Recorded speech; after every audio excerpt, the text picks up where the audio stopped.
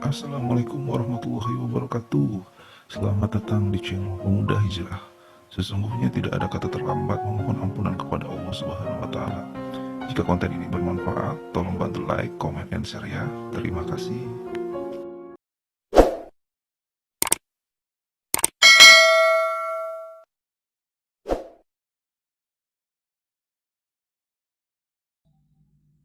Temen saya nih tahu-tahu dia ambil jalan tuh mepet banget busway Ustaz. Dia mepet banget busway, dia tabrak tuh pembatas busway, kita jatuh ke kiri. Itu kita jatuh ke kiri tuh saya keseret muka saya, jadi dia keseret ininya dan pada saat itu saya ingat sekali sampai sekarang itu ada bis Mahasari Bakti, itu lewat di samping kepala saya. Wuff, gitu. Wow, saya bilang, wow. Saya bangun tuh, itu orang berhenti semua. Sampai bisnya tuh kayak orang bis di dalam bis tuh dia berdiri semua dia lihat apa kelindes tuh orang gitu ya. Saya mah itu masih ketawa tuh masih wah bego loh masih macam.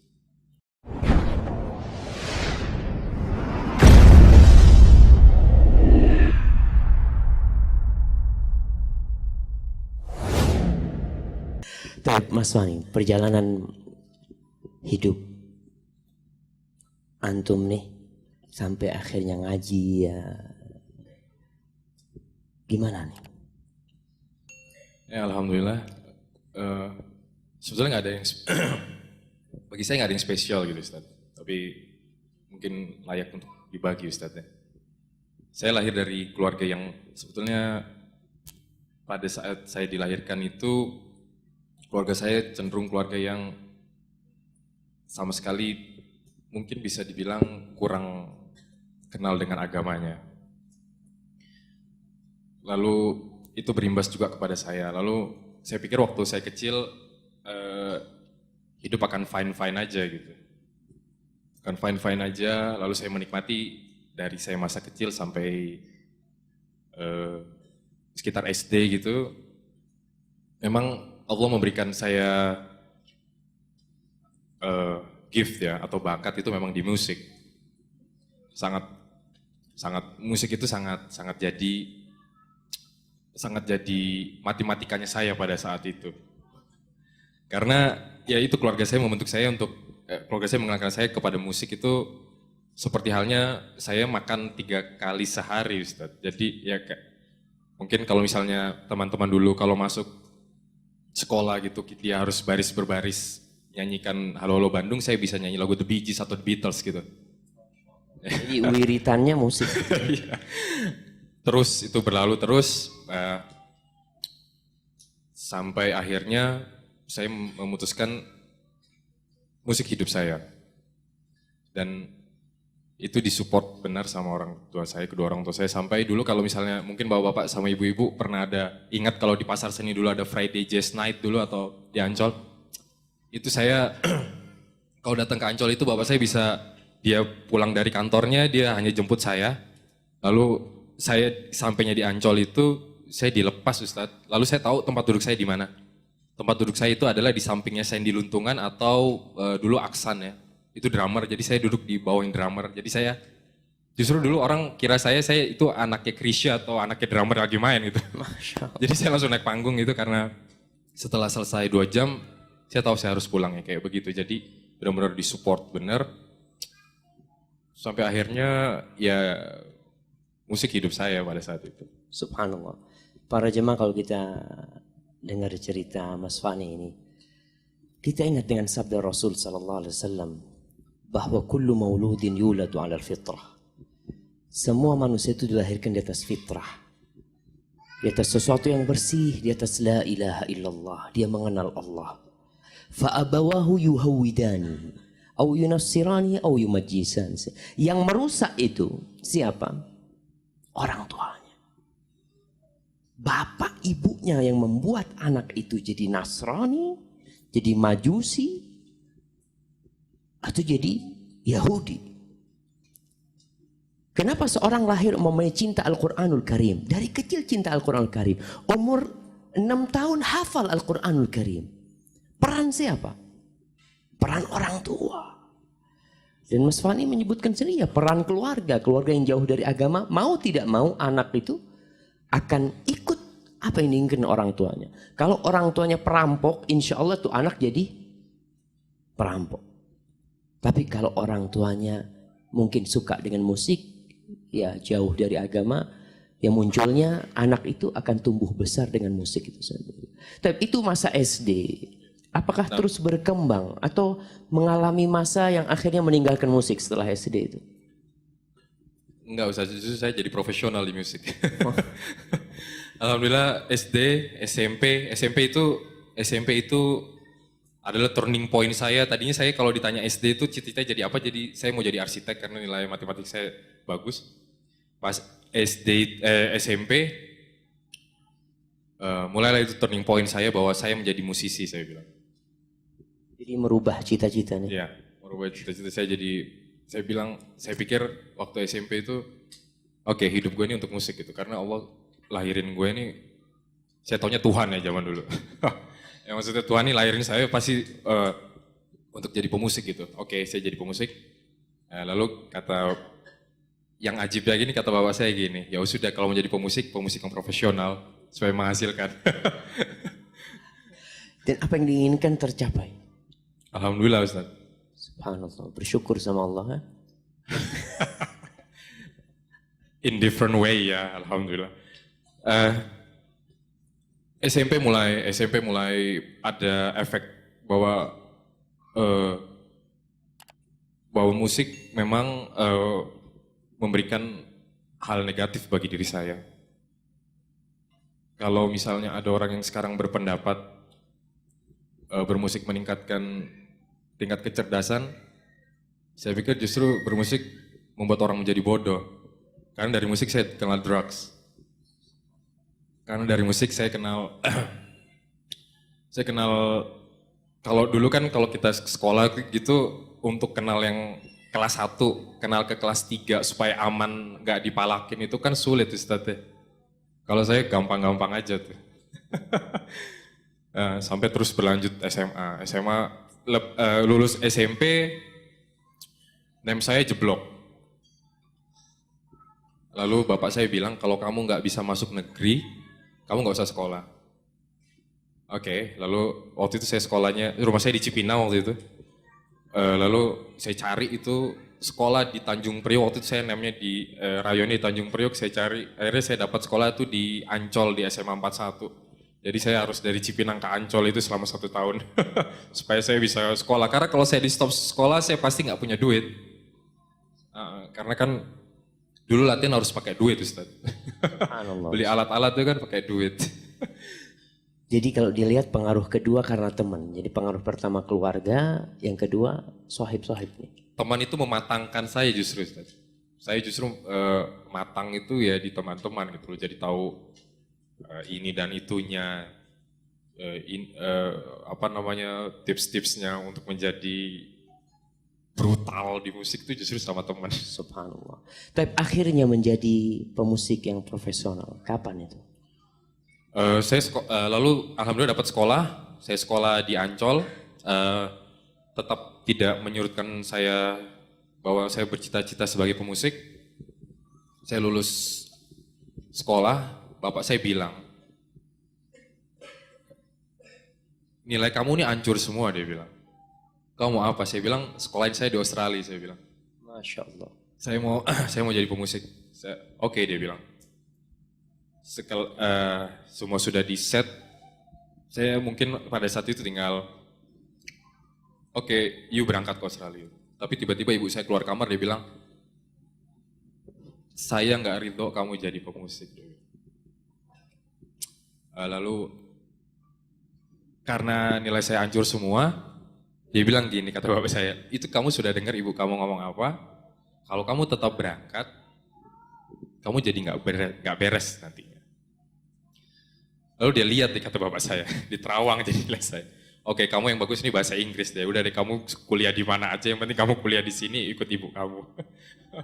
Subhanallah. Jadi pertimbangan ibu. Selama ini ibu berarti tidak mendukung. Ibu itu pahlawan terbesar saya. Dia tidak pernah bilang enggak untuk saya karena dia tahu apa yang saya suka. Dia nggak pernah secara eksplisit bilang jangan lakuin ini, jangan lakuin ini. Meskipun itu salah, tapi saya appreciate beliau. Karena saya anak laki-laki satu-satunya di keluarga, di tengah lagi. Dan banyak cerita yang ketika ibu ngelahirin saya itu katanya perjuangannya tuh benar-benar kalau hidup matinya tuh sudah benar-benar bukan 50-50 lagi Ustaz, 90% per 10% hidupnya, 90% matinya. Kemudian ketika tidak jadi ke Australia dan tetap untuk di Indonesia, pengaruh di Jakarta pun nggak lebih baik dari Australia juga gitu kan? Ini ada cerita lucu nih Ustaz. Akhirnya saya kuliah di UNAS Pak. Kalau Bapak kenal ya UNAS, terkenal ya, kemarin ada insiden UNAS itu. UNAS itu sebetulnya universitas nasional ya artinya. Tapi kita sama teman-teman julukinnya udah nasib gitu loh. Jadi yang masuk situ emang udah nasib. Saya masuk situ dan saya takjubnya, saya di situ tuh saya pikir ya sudahlah karena saya lihat ibu saya agak down. Oke lah, chapter ini saya mau hidup saya baik lah, saya kuliah lah untuk ibu. Saya masuk situ, ternyata saya pas di kampus tuh saya lihat Amor Ustadz. Saya tadinya mau baik, saya malah lihat Amor gitu, yang dulu ya beliau lebih dulu senior dari saya ya. Saya pikir, waduh gue salah tempat nih masuk. Amor nih Abu Tako jemaah ya. Terus gimana tuh akhirnya? Ya justru ya ketika saya masuk kampus tuh benar-benar saya benar-benar lebih matang di situ karena di situ ada Amor, ada teman-teman yang lain, di mana mereka benar-benar memfasilitasi saya sama musik gitu loh. Saya dulu diterima di Fakultas Sastra Inggris itu peringkat pertama dari semua tes itu saya peringkat pertama, tapi juga di situ saya cuma kuliah 4 semester. Ya. Lulus langsung, Masya Allah. Shortcut. Shortcut Ustadz. Justru di situ saya kenal sama semuanya. Saya di situ mulai kenal. Itu karena menjadi pemusik itu hampir diterima semua kalangan sih ya. Sampai bandarnya terima saya, tukang warteg terima saya, tukang rokok terima saya. Gitu. Teman-teman kita gampang aja gitu. Jadi ya saya udah nggak kuliah, saya tetap di situ. Justru karir saya di musik itu menanjak gitu. Apakah merasa bahagia waktu itu? Pada saat itu iya, karena ya bahagia nggak bahagia sih ya, saya deg-degan juga karena kan selain band musik itu saya juga apa ya teman-teman saya ya itu tuh UNAS itu kan bener-bener sentralnya drugs ya kalau bapak-bapak tahu ya. Bandar-bandar yang kemarin ditangkapin itu teman saya semua gitu loh. Allah. Jadi kadang saya takut, kadang enggak gitu loh. Kadang saya beberapa kali gitu satu kos itu sama bener-bener sama bandar-bandarnya UNAS gitu. Dia jualan ya saya malamnya main musik, saya main di sana, saya main di sini. Saya di situ juga saya ketemu sama artis-artis besar ya walaupun ya saya bayar kos sudah mulai dari main sama misalnya sama Melanie Subono sama ada beberapa artis gitu. Jadi ya bahagia sih terima uang kayak begitu kan. Subhanallah. Bapak tahu apa arti kebahagiaan sebenarnya? Ada kelezatan, ada kebahagiaan. Ada kesuksesan dan ada kebahagiaan. Kalau dikatakan bahagia, orang yang berbahagia itu mungkin belum tentu sukses. Orang yang sukses belum tentu bahagia. Karena ada orang sukses tapi nggak bahagia, rumah tangganya hancur. Ya. Kalau tadi dikatakan drug, ya, kenal narkoba apa. Sebenarnya Anda lihat untuk pelarian aja. Kebahagiaan itu adalah tumakninah, ketentraman dan kedamaian yang dirasakan di dalam hati. Kalau kita lihat kelezatan itu ada 3. Yang pertama, kelezatan jasmani. Jasmani kita makan, merasakan lezat. Ya. Kemudian ada kelezatan hati atau kelezatan jiwa. Jiwa kita merasa nyaman walaupun gak makan ya. Ada orang-orang yang disiksa seperti Bilal bin Rabah. Disiksa badannya, tapi dia tetap bahagia. Walaupun badannya sakit dia merasakan. Kemudian yang ketiga yang disebut kelezatan ruh. Puncak kelezatan adalah kelezatan ruh. Orang yang narkoba dia berpikir ruhnya merasakan kelezatan. Tidak sebenarnya. Bayangkan orang-orang yang mati syahid, ruhnya ada di mana? Ruhnya itu ada di perut burung-burung hijau di surga. Mati syahid ruhnya langsung berada di surga. Dan itulah kenikmatan yang paling tinggi. Jadi kalau dilihat kebahagiaan kayaknya bukan bahagia, mungkin seneng. Kamuflase Ustaz. Jadi misalnya deg-degannya pagi gitu, malamnya ya ada penawar deg-degan lah untuk paginya lagi. Jadi ya sebetulnya mau keluar dari situ juga, tapi nggak ngerti. Sudah benar-benar saya sudah nancep di dalam gitu. Sudah semakin ke depan itu sudah bukan itu lagi, sudah mulai berantem, sudah mulai main musik berantem main musik, terus bergaulnya begitu. Sudah benar-benar saya sudah pikir, wah iya benar nih musik, gua akan mati di panggung benar nih kayaknya. Innalillahi wa inna ilaihi. Tapi sekarang singkat cerita, kok bisa berjenggot sekarang ini duduk di sini sholat sama kita yang mungkin dulu sholatnya bolong-bolong, tapi masih jaga sholat nggak waktu main musik? Ana sholat Jumat masih jaga alhamdulillah. Tapi datang ketika khotbah kedua. Masya Allah. Pasti tuh khotbah kedua kan pulang malam jam 3 gitu, jadi kita tidur. Oh ini hari Jumat nih, harus, katanya kalau nggak sholat berapa kali Jumat, gue kafir gitu, gue nggak mau gitu. Tetap harus sholat Jumat. Perubahan dari kehidupan malam itu, kehidupan musik itu, kemudian ini kan kita banyak anak-anak muda. Kadang-kala anak-anak muda ini berpikir melihat mereka adalah orang-orang yang senang hidupnya. Seakan-akan pemusik-pemusik itu adalah orang yang menjadi idola dia dalam kehidupan ini. Padahal sebenarnya mungkin ada sesuatu yang dirasakan di hati. Kalau dibilang pemusik atau orang yang, kalau saya boleh agak luas, yang misalnya melakukan sesuatu melanggar syariat Allah itu bahagia, dibilangnya, saya sih bisa berpendapat bahwa itu bohong semua Ustaz. Itu kamuflase ya.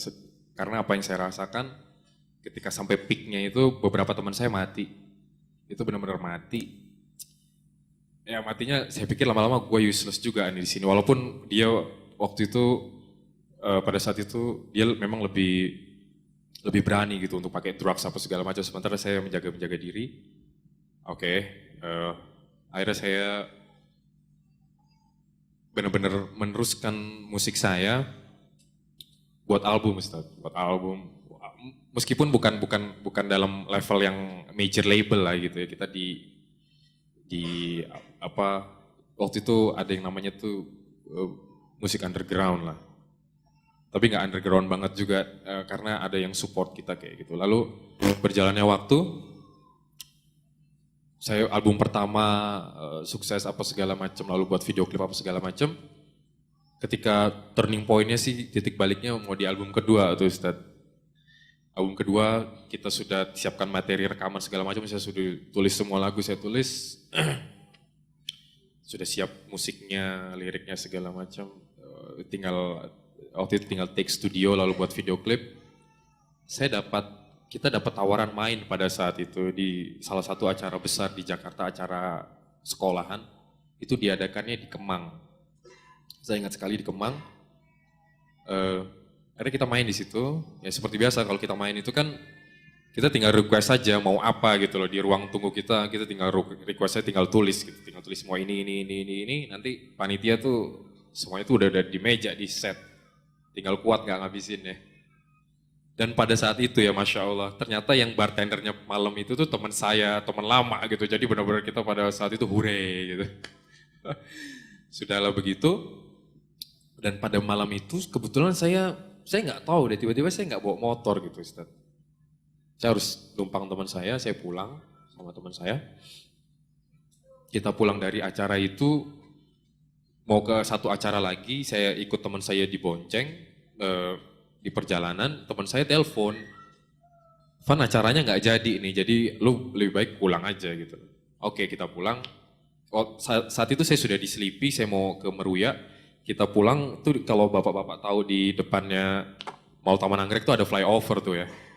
Itu saya putar di flyover di bawah tuh sama teman saya itu, kita sudah nyanyi-nyanyi itu. Udah hidup tuh short lah, gampang lah. Putar di flyover.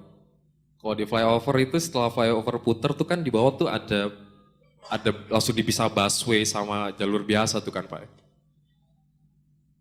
Teman saya ini tahu dia ambil jalan tuh mepet banget busway Ustaz. Dia mepet banget busway, dia tabrak tuh pembatas busway, kita jatuh ke kiri.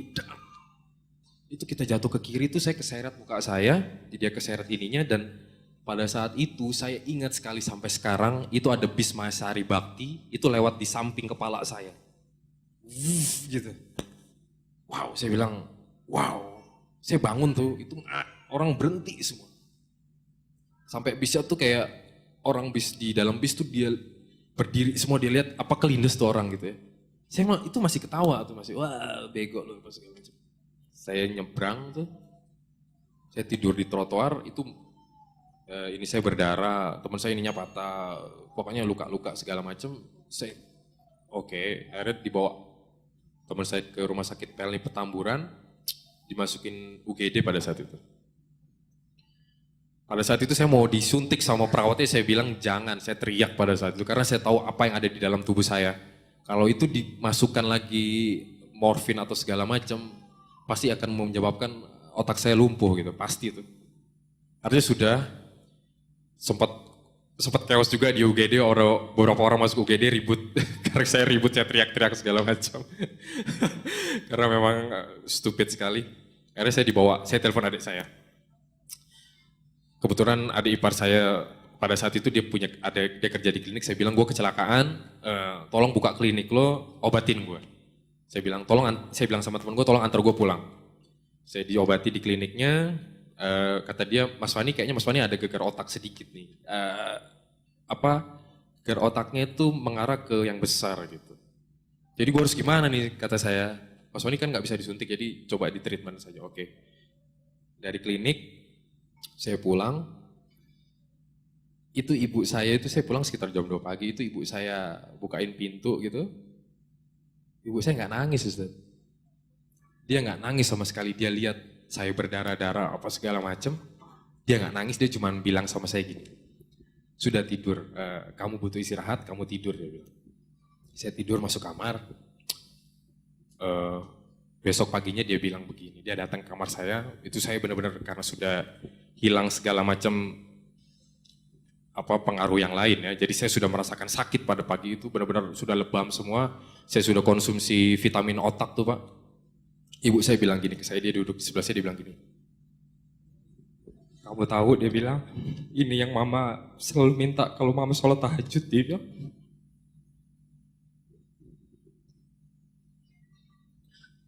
Jadi kalau saya pulang malam itu, ibu saya selalu bukain pintu.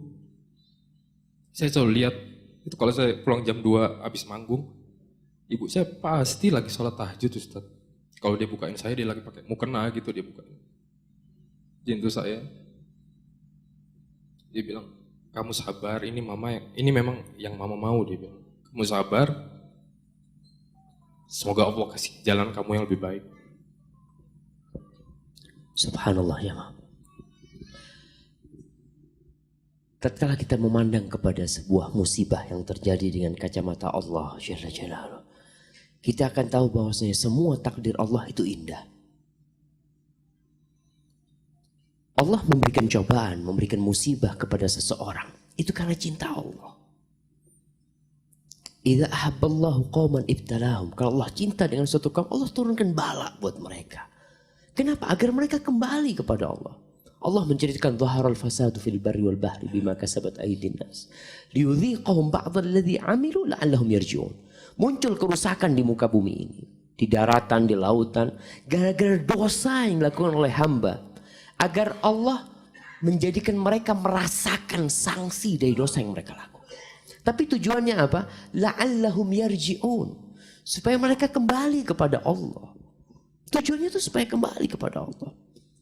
Terkadang orang tua berdoa kepada Allah, minta kebaikan buat anaknya, ya, nggak pernah berhenti dan nggak boleh berhenti.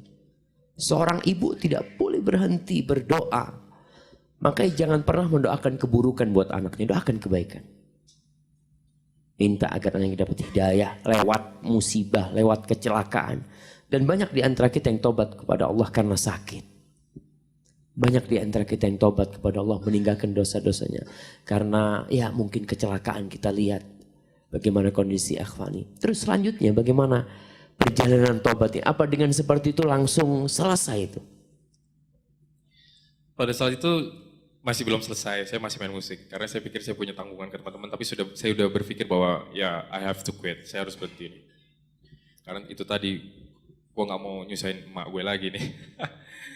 And then saya terus main musik, tapi saya sudah gak sentuh apa-apa itu. Kalaupun main musik, kalaupun manggung itu saya cuma maunya air putih sama makanan sama susu. Lalu teman-teman sudah mulai, wah lu gila lu, dia bilang. Karena saya kan jadi vokalis ya Ustadz ya, maksudnya frontman ya. Lu gila lu, dia bilang. Terus kalaupun manggung tuh saya bilang, gua mau manggung kalau habis Isya, kalau enggak gua nggak mau. Wah gila lu Van, dia bilang, lu nolak, lu ngatur IO, ngatur apa? No, enggak. Kalau mau enggak. Jadi sholat udah mulai. Alhamdulillah sudah mulai. Sudah mulai sholat, sudah mulai baik sama ibu. Sudah mulai di rumah, terus segala macam. Akhirnya saya berpikir, kalau gue gini terus gue bisa mati nih. Maksudnya mati itu, ya saya nggak kuat juga gitu loh. Saya tahu betapa manisnya apa yang ada di depan saya dulu. Akhirnya saya, Bismillah saya bilang sama teman-teman itu, kita mau rekaman tuh, saya bilang gue berhenti. Lu boleh cari vokalis lain, gue berhenti. Dan pada saat itu hampir saya mau dipukulin gitu. Karena mereka kan berada di depan saya itu udah mabuk semua gitu loh. Karena saya di band itu jadi motor band gitu loh. Saya yang selalu menyemangati mereka gitu. Ayo. Tiba-tiba sayanya sendiri tarik diri gitu. Dan ya Allah punya, dan saya percaya Allah, justru Allah bukannya mereka mau nyakitin saya pada saat itu ya. Saya percaya bahwa Allah justru cover saya dari mereka dengan cara itu. Subhanallah, akhirnya meninggalkan teman-teman dan meninggalkan musik. Ya, berhenti Ustadz, main musik berhenti. Bingung dong, gak punya duit sudah. Tadinya jadi punya duit apa segala macam, gak punya duit. Lalu saya pikir, pada saat itu saya umur 28 tahun, saya pikir, oke, gue harus nikah nih. Kalau gue gak nikah, gue tambah hancur nih. Pokoknya saya harus terus kemarin tuh jadi, jadi saya kilas balik terus Ustadz. Saya nikah, ada teman saya, telepon saya bilang gini, ada teman-teman wanita juga, dia bilang, lu tahu gak kalau si ini udah pakai jilbab? Oh yang bener loh. Oke, saya lihat dia, oh iya dia udah pakai jilbab nih. Ini kayaknya pas banget nih bakal gue. Saya langsung datang ke dia, saya bilang gini, lu mau gak nikah sama gue? Pada saat itu saya nggak tahu, saya nggak punya, kalau kata orang Betawi saya gelondangan lah, bener-bener RP 0 lah Ustadz. Saya cuma tahu saya harus nikah, untuk gue selamat gue harus nikah. Dan perempuan yang saya ajak nikah itu dia cuma bilang gini, kalau lu mau nikah sama gue, lu bilang sama babe gue. Oh, oke, gue bilang sama babe lu. Saya datang. Modalnya modal nekat ya. Bondo nekat Ustaz. Oh nekat. Saya bilang sama bapaknya, alhamdulillah bapaknya, pertama saya juga takut gitu, bapaknya tuh dulu preman Tebet tuh segala macem. Oh saya udah tahu bapaknya begini, tapi saya bismillah saja. Bapaknya preman dulu. Preman banget Ustaz. Masya Allah. Jadi mertuanya ini mantan preman. Yoi. Preman pensiun tapi. Justru saya pas minta anaknya itu Pak, saya di sini kedatangan saya meminta anak bapak. Justru dia malah nangis Ustaz. Karena ini anak kesayangan juga ternyata. Jadi Allah mudahkan Masya Allah. Akhirnya kita, tapi nggak mudah juga sih. Setelah itu kan saya harus kumpulin uang untuk nikah juga Ustaz. Tapi kenapa kok berpikir harus menikah? Ada apa? Kenapa selama ini tidak memikir untuk menikah? Karena itu Ustaz yang tadi Ustaz bilang tuh, misalnya ada 1000 wanita yang 99 telanjang itu, saya justru pada saat itu kan sudah Allah beri kesehatan di pikiran saya. Saya pikir kalau ya gini gue udah pernah semua gitu. Gue kan gak akan begini terus, gue harus pilih yang baik untuk hidup gue sekarang. Subhanallah. Nih anak-anak muda nih, ingat dengan sabda Rasul SAW, ya ma'asyarus syabab, wahai anak-anak muda, man istata'a minkumul ba'a falyatazawwaj. Barang siapa di antara kalian mampu menikah, segera menikah. Kenapa? Fa innahu aghaddu lil basar wa ahsanil faraj. Karena menikah itu akan membuat seorang bisa menahan pandangannya dan menjaga kemaluannya. Anak muda yang disuruh. Banyak di antara kita yang mengejar kesuksesan. Aku harus sukses dulu, aku harus seperti ini, baru menikah nanti. Tidak sedikit di Jakarta itu yang menikah di atas umur 30 tahunan. Mas Jarod umur berapa nikah, Mas? 25. Oh, 25 nih, kayak Rasulullah SAW umur 25 nih, udah nikah nih. Maka anak-anak muda nih, kalau bisa, umur berapa nih? Iya. Yang ini dulu. Iya. 16. SMA kelas berapa? Kelas 2, nggak mau nikah. Mana bapaknya? Mana bapaknya? Saya anak punya ustadz di Madinah itu nikah kelas 2 SMA. Dikawinin sama bapaknya. Karena sama di Arab juga mungkin pergaulannya menakutkan. Dikawin anak umur 18. Kata bapaknya, anak yang nanggung istrimu. Tapi anak ingin kau selamat. Jadi si anak ini akhirnya jadi profesor dia. Dia cerita ketika sohib-sohibnya masih menghayal, anak pulang ke rumah punya istri halal, kata dia. Halal istri anak. Pulang ke rumah itu istrinya yang jambut, subhanallah. Jadi mau nikah. Saya yang jelas anak muda yang mampu menikah, kata Rasulullah SAW, "Falyatazawwaj." Hendaklah dia menikah. Karena itu, fa in lam yastati, kau nggak bisa nikah karena mungkin orang tua tidak mendukung, anggap, atau nggak memiliki uang untuk menikah. Tidak ada pilihan kecuali berpuasa. Karena puasa itu akan bisa mengendalikan nafsu kita. Tapi kalau tidak, apalagi pergaulan sama teman-teman, habis seperti itu. Ya kita lihat, kita dengar lagi. Nah akhirnya dikawinkan sama bapaknya, diterima ya lamarannya.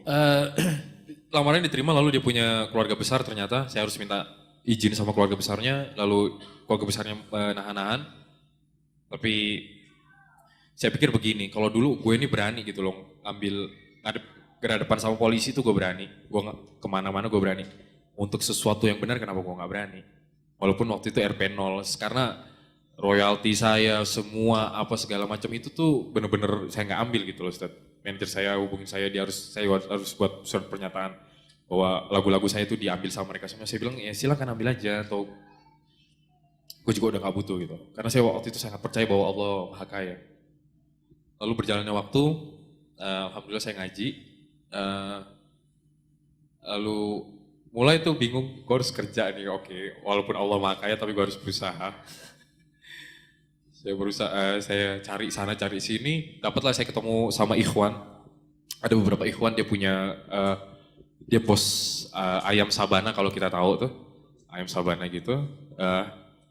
Waktu itu dia menawarkan pekerjaan sebagai tukang goreng ayam. Oke, I'll take it, saya bilang, saya ambil deh. Gajinya waktu itu saya ditawarkan cuma 550.000 sebulan. Tapi saya pikir, oke, gue bisa save, bisa tabung lah ya 100.000 sebulan ya untuk nanti nikah. Gitu. Saya di training, hari pertama saya kerja, saya mulai goreng segala macam. Tapi ikhwan ini akhirnya ngeliat saya gitu bahwa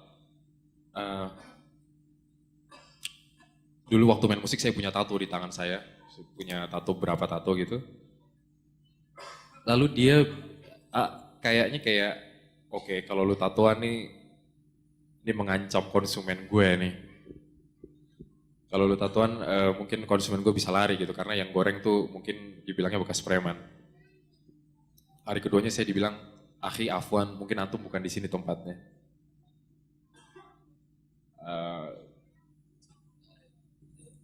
Pada saat itu saya sangat hancur, Ustadz ya. Maksudnya kan disitulah tumpuan saya gitu. Saya bertemu saudara yang lebih baik.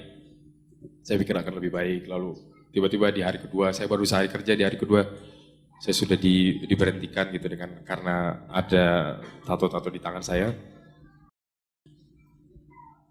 Ketika saya diberhentikan itu, saya itu benar-benar hancur untuk kedua kalinya mungkin. Tapi saya yakin bahwa Allah itu Maha Kaya, dan saya waktu itu pulang diberhentikan itu, saya pulang jalan kaki di flyover Pasar Rebo itu, saya menangis dan saya cuma berdoa, ya Allah, lihatlah saya mencoba untuk baik, tapi cobaannya berat untuk saya. Maka mudahkanlah saya. mudahkan saya, berikanlah hamba rezeki, mudahkanlah hidup saya, berkahilah hidup saya. Itu di sepanjang flyover Pasar Rebo. Saya menangis itu, Ustaz. Minta sama Allah. Lalu pulang ke rumah, ibu saya bilang, kamu kenapa? Saya bilang, "Ma, sabar ya. Saya diberhentikan dari kerjaan karena gini-gini." Kata ibu saya, "Fani, it's okay," dia bilang. Allah itu maha kaya. Nanti mama doain, kamu dapat hidup yang lebih mudah. Kamu mau nikah, apalagi kamu mau nikah, kata dia. Pasti Allah bantu. Nanti mama doain, tenang aja. Wow, itu kayak, oke. Ya, Masya Allah. Ustaz. Subhanallah. Kalau berbicara orang yang mau menikah bakal dibantu sama Allah. Nah, orang yang menikah karena untuk menjaga kehormatan dirinya, Allah janji akan bantu dia. Kemudian yang kedua, tatkala kita meninggalkan sesuatu yang haram, berpindah dari kemaksiatan menuju ketaatan, jalannya nggak mudah. Jangan dipikir bahwasanya tatkala kita meninggalkan dosa menuju kepada Allah, terus kita merasakan nikmat, bahagia. Tidak. Allah Jalla Jalla berfirman, "Ahasiban nasu an yutraku an yaqulu amanna wa hum la yuftanun." Apakah manusia mengira dengan mengatakan kami beriman, kami taat, kami kembali kepada Allah, lalu Allah tidak menguji mereka, Allah tidak menurunkan bala kepada mereka? Allah katakan, "Walaqad fatanna alladziina min qablihim." Benar-benar kami telah menurunkan ujian, cobaan buat orang-orang sebelum mereka. "Fala ya'lamannallahu alladziina shadaqu wa la ya'lamannal kadzibin." Di situ Allah akan tampak bagi Allah siapa yang taubatnya benar dan siapa yang taubatnya karena mendapatkan yang lebih nyaman. Tidak sedikit di antara kita meninggalkan dosa. Kenapa yang tinggalkan? Kata dia, ya alhamdulillah Anda dapat pekerjaan yang lebih baik. Seperti itu. Tapi bukan karena Allah Jalla Jalla. Maka ujian itu akan terus menimpa hamba untuk mengetes dan menguji. Benar nggak kembalinya seseorang itu kepada Allah Jalla Jalla. Terus gimana nikah nih, cerita nikahnya nih? Nggak dapat kerjaan nih. Dan kadang kala kita punya saudara ya, yang tadi harapannya saudara udah sama-sama ngaji nih ya, ternyata malah jadi penghancur hidup kita. Nah, Iya, Ustaz. Tapi it's okay. Maksudnya, terus kembali lagi ke keluarga besar istri saya, dia tidak kasih saya menikah karena dikira istri saya sudah hamil duluan. Karena ketika itu juga istri saya sudah tiba-tiba dia banting setir ya, tadinya cuma pakai hijab saja.